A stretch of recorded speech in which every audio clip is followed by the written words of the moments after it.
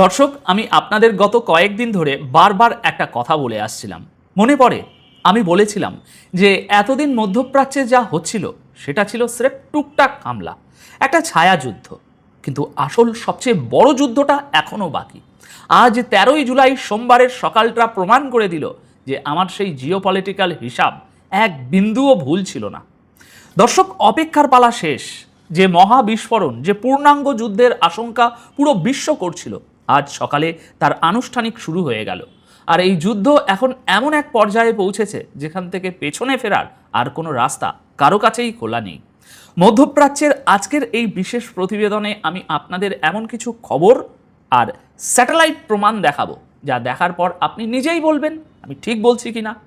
আজ সকালে আমেরিকা তাদের অস্তিত্ব বাঁচাতে ইরানের উপর একযোগে 4 স্তরে ভয়াবহ হামলা চালিয়েছে। কিন্তু এর জবাবে ইরান যা করেছে তা পেন্টাগনকেও ভাবতে বাধ্য করে দিয়েছে। বাহরাইনে থাকা আমেরিকার সবচেয়ে বড় এয়ারবেসে আজ দাউ দাউ করে আগুন জ্বলছে। জর্ডানে আমেরিকার ফুয়েল ডিপো ছাই হয়ে গেছে।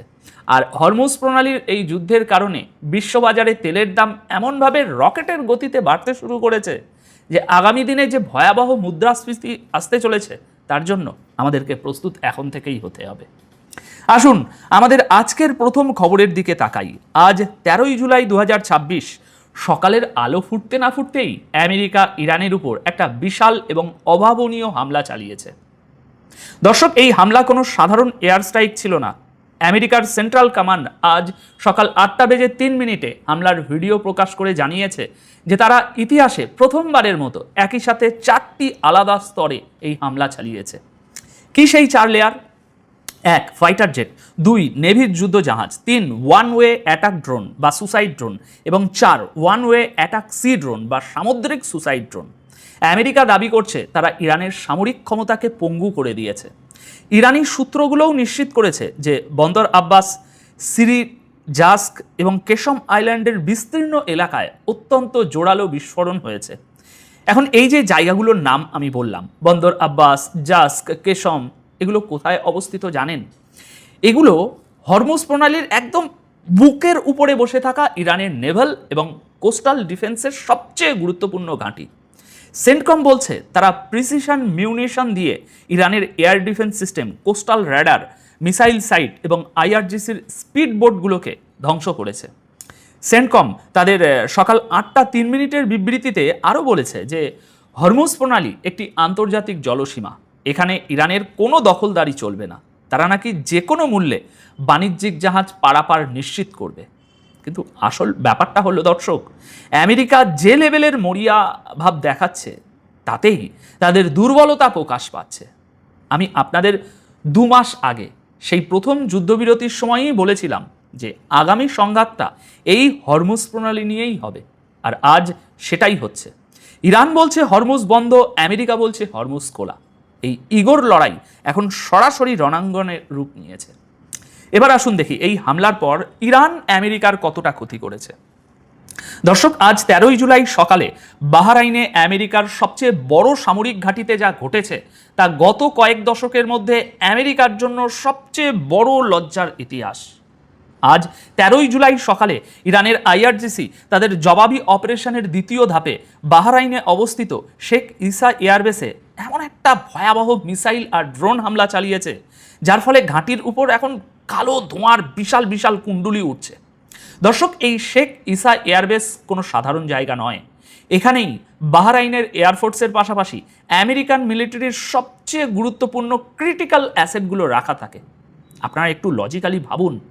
ইরান দাবি করছে তাদের হামলায় এই ঘাঁটিতে থাকা আমেরিকান হেলিকপ্টার মেনটেন্যান্স ফ্যাসিলিটি, আমেরিকার P-8 ইলেকট্রনিক ওয়ারফেয়ার এয়ারক্রাফটের হ্যাঙ্গার এবং আমেরিকার drone command and control centre পুরোপুরি ধ্বংস হয়ে গেছে।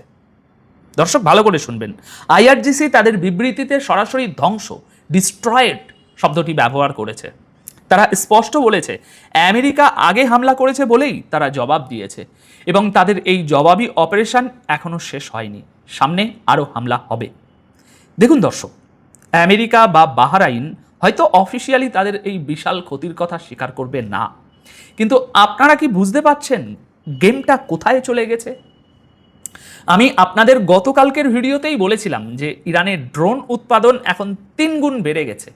আজ সকালে বাহরাইনে আমেরিকার সেই দামি দামি পেট্রিয়ট এয়ার ডিফেন্স সিস্টেমগুলোকে ধোঁকা দিয়ে ইরানের ড্রোনগুলো ঠিকই কমান্ড সেন্টারে গিয়ে আঘাত এনেছে। আমেরিকা 140টা জায়গায় বোমা মেরেও ইরানের এই 3 গুণ ড্রোন শক্তিকে একটুও আঁচড় কাটতে পারেনি।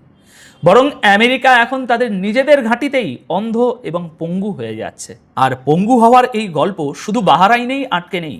আজ 13ই জুলাই সকালে ইরানের প্রেস টিভিতে আসা আরেকটি ব্রেকিং রিপোর্ট শুনুন। শুধু বাহরাইন নয়, জর্ডানেও আগুন ধরিয়ে দিয়েছে আইআরজিসি।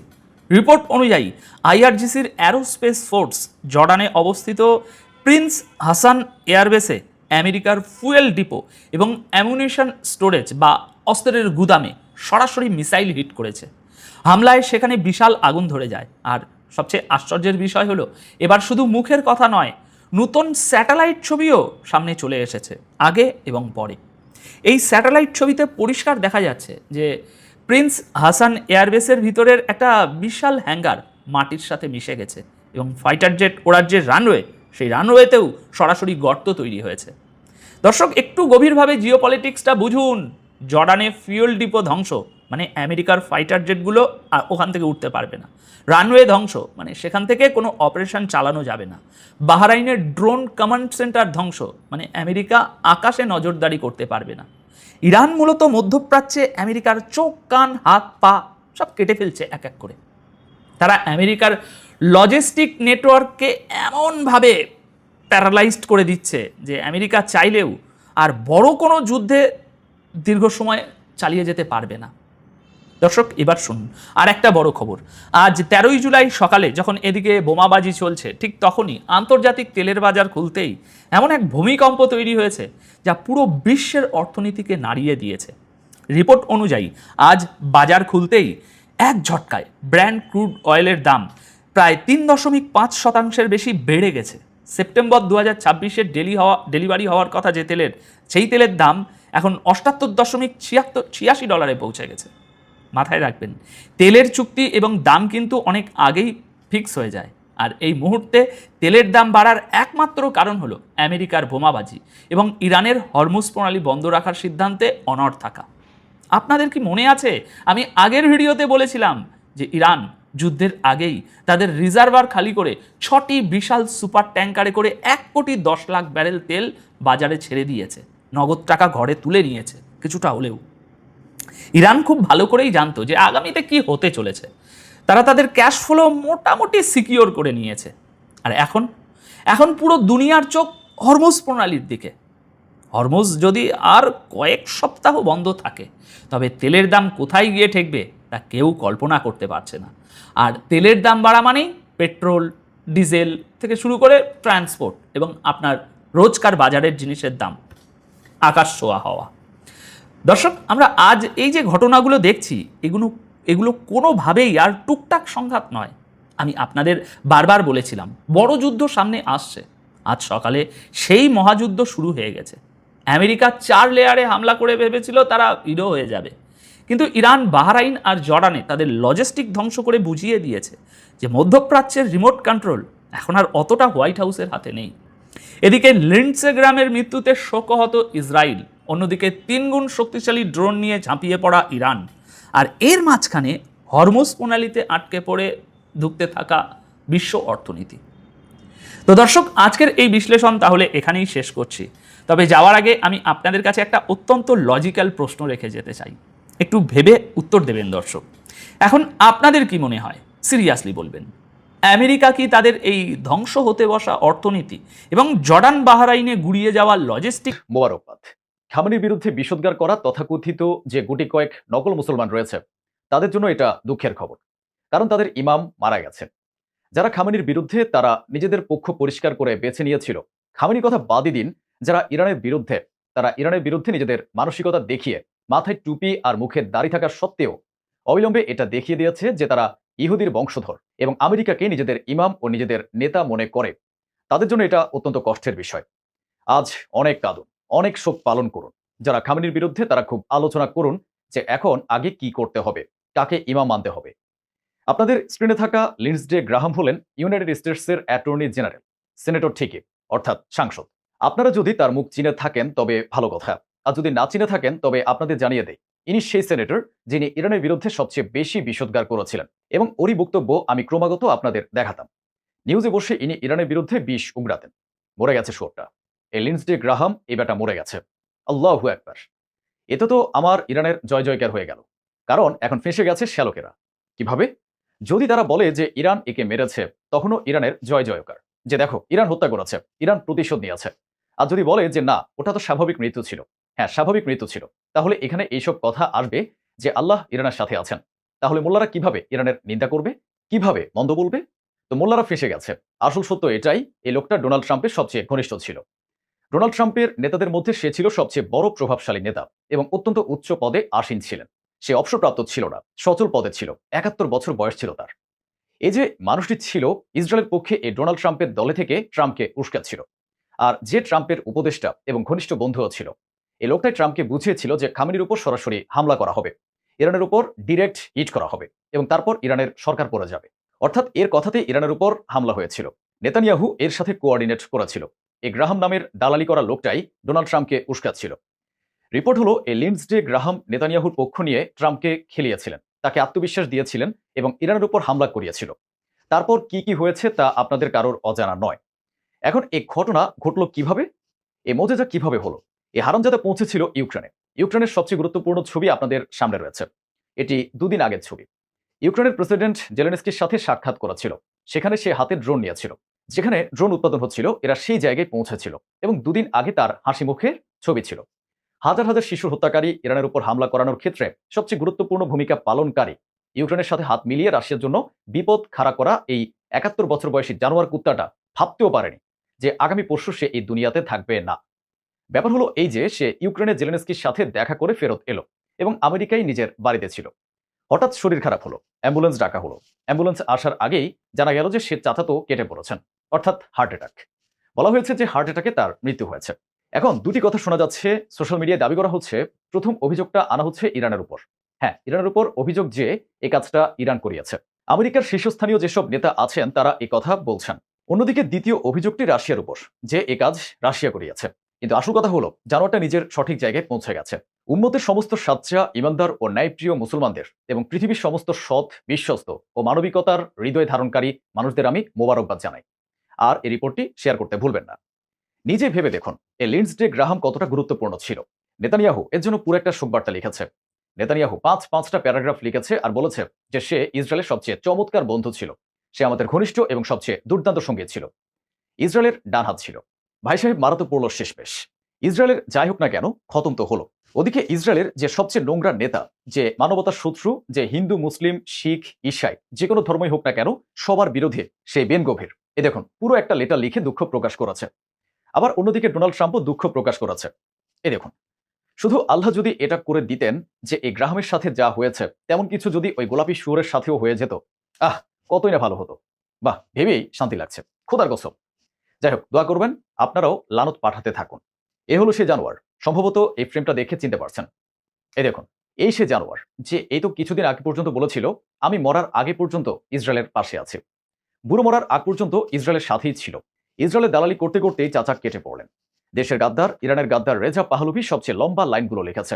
ইসরায়েল আর আমেরিকান নেতাদের চেয়েও বড় পুরো প্রবন্ধ লিখে দিয়েছে। তো রেজা পাহলভি দুঃখ প্রকাশ করেছে। তাহলে সেই সব মুসলমান যারা খামেনির বিরুদ্ধে কথা বলেছিল, ইরানের বিরুদ্ধে কথা বলছিল, আমি আশা করি যে আজ তাদের ঘরে শোক পালন করা হবে। আপনাদের ইমাম মারা গেছে, তো আপনারা এবার শোক পালন করুন। একটু এই ভিডিওটা দেখুন, ছোট্ট একটা video. There are a lot of headlines out there that are, in my view, not accurate. President Trump's resolve is not the question. The question is, when we do an operation like this, should it be bigger or smaller? শুনলেন তো, এ তো কিছুদিন আগেও এ বলেছিল। আমার মনে হয় ইরানের সরকারেরও দিন ঘনিয়ে এসেছে, কিন্তু চাচা এটা জানতেন না যে আপনার নিজের দিন ঘনিয়ে এসেছে। এ তো শুধু ইরানের জন্যই হুমকি ছিল না, এ কিউবার বিরুদ্ধেও ডোনাল্ড ট্রাম্পের সামনে বিষ উপড়েছিল এবং বলেছিল আমার মনে হয় কিউবার দিন শেষ হয়ে এসেছে। অর্থাৎ কিউবাকে বলেছিল যে তোদের দিন শেষ হয়ে গেছে। আরে কিউবাকে বলার আগে নিজের দিনটা তো শুনে নিতে। ইসরায়েলের ভেতরে এই তো কিছুদিন আগে যে বিক্ষোভ বা সমাবেশ হচ্ছিল, অর্থাৎ জনাব খামেনির সমাবেশে যে পোস্টারগুলো লাগানো হয়েছিল তার মধ্যে একটা পোস্টার ছিল এটা, যেখানে ইরানের বিরুদ্ধে বিষোদ্গার করা লোকদের ছবি দেখানো হয়েছিল এবং এতে এই বুড়োটার ছবিও ছিল আর কপালে গুলির চিহ্ন দেয়া হয়েছিল যে এটা নিশানা বা টার্গেট। অনেক আমেরিকান নেতার নাম এই পোস্টারে ছিল। তো এই লিন্ডসে গ্রাহাম ওই পোস্টারটি শেয়ার করে লিখেছিলেন যে কমপক্ষে ওরা আমার ছবিটা তো ভালো ব্যবহার করেছে, ভালো ছবি ব্যবহার করেছে। কত আশ্চর্যের বিষয় যে ছবিতে গুলির চিহ্ন, অর্থাৎ তুমি নিশানায় আছো। এটা কর্মের ফল নাকি ভেতরে অন্য কোনো গরম ব্যাপার আছে তা আমি জানি না, কিন্তু মজার বিষয় হলো একে কাকতালীয় বলুন আর যাই বলুন, নিশানা তো ছিলই যে ভাই তুমি মরবে। এতে মাত্র 4 দিন আগের ছবি এটা, যে তুমি নিশানায় আছো। তো ইরানের কি সরাসরি আল্লাহর সাথে কথাবার্তা চলছে নাকি? মানে হয় ইরান নিজে মেরে দিয়েছে আর না হয় আল্লাহ কবুল করে নিয়েছেন যে চলো এই পোস্টারটা আমার পছন্দ হয়েছে, এই কাজটা তো আপাতত করেই দিই।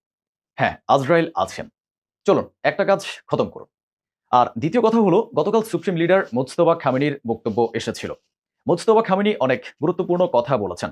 তার মধ্যে একটা প্রধান কথা বলেছিলেন যেটার উপর আমি ফোকাসও করেছিলাম এবং আপনাদের মাথায় একটু ঢুকিয়ে দিচ্ছি। মুজতবা খামেনি বলেছিলেন আমরা আমাদের শহীদদের বদলা নেব, তাদের ভুলে যাব না, এবং দুনিয়া জুড়ে আমাদের যেসব সত্য সাথী আছেন, মানবতার পাশে দাঁড়িয়ে থাকা মানুষ আছেন, ন্যায়প্রিয় মানুষ আছেন, তারা নিজেদের নেতার, নিজেদের লিডারের রক্তের বদলা যে কোনো জায়গা থেকেই নেবেন।